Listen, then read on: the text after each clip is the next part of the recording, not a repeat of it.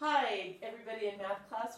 This is the video that you want to look at if you're going to do the manufacturing plan for our project this semester. And so I've got an example of something that will kind of lead you through the template. So you need to have your template that looks kind of like this.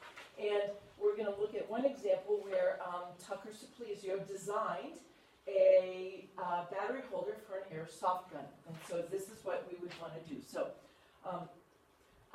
the first thing that you're going to want is to make the executive summary. Actually, that's the last thing you're going to make.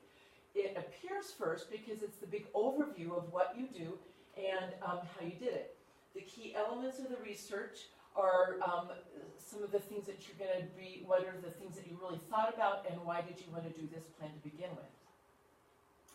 So, when you describe the product, you want to keep your audience in mind and the purpose. So, I'm not sure what his audience was, but I do know the purpose was he wanted to make something that would hold his battery pack because his other one broke. So he had an idea of what it wanted to look like so he could put the battery inside of it. And he wanted to make sure that these batteries just slid in, and because this was the more complicated part, and then he knew that he wanted just a clip that wouldn't take much to make, but that would provide the friction so that the batteries wouldn't fall out when he's trying to shoot his little brother. So the purpose he had in mind, and I'm not sure what he had for his audience.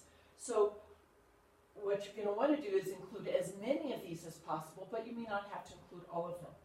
And then the draft plan. So he's figured out what he wanted to do, and he developed it in so that he could 3D print it. So what I went through is I drew this or just sketched it out on a piece of paper so that I knew what all of the parts would look like. He did that on the 3D printer part, and then so he knew that the materials were going to be the plastic, and he had the sketch and the design worked out before it would do it on the 3D printer. And then if you're going to look at a process to do this, like for more than one thing, I'm not sure what his process is, but that might be something that you would want to consider. So again, he's got some of them done, but not all of them. The construction of it. So this is where you want to build it. And then you might need to do some changes to it. So you might build it again, and again, and again, and again.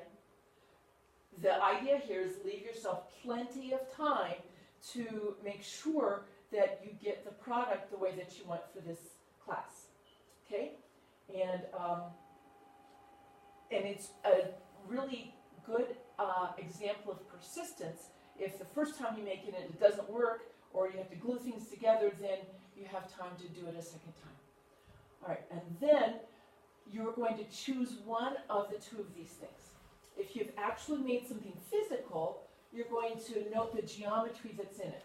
So, like, is there a scale factor to go from this, the real thing to the drawing? The drawing is got a scale factor of 2 compared to this. The symmetry, you'd want to identify that, or if there were anything that, items that were congruent, put in any measurements or tolerances that you had to work at. Ergonomics, that's how things fit with how they're used. So did he have to consider how this was going to bolt onto the airsoft gun? That would be something that you'd want to consider. And then the size, shape, and volume, that's going to go into how much things like this would cost. And that was one of the reasons he knew he wanted to just have a small clip. He said this would take like 2 cents to make, as opposed to, so if this breaks, it's no big deal. And it keeps things clipped in there as opposed to having to redo this great big complicated other part. If you do a different kind of manufacturing where you are presenting a play or something like that, you're going to want to look at the market analysis, and then what's your competition with that, the sales and marketing, what would you charge to have somebody come to the play, that kind of thing, and then what would be your general financial plan of how you'd raise that money and have it all ready to go. So hopefully that has led you through the big parts do this study. Good luck, and let Ms. Clement and I know what questions you might have. Take care.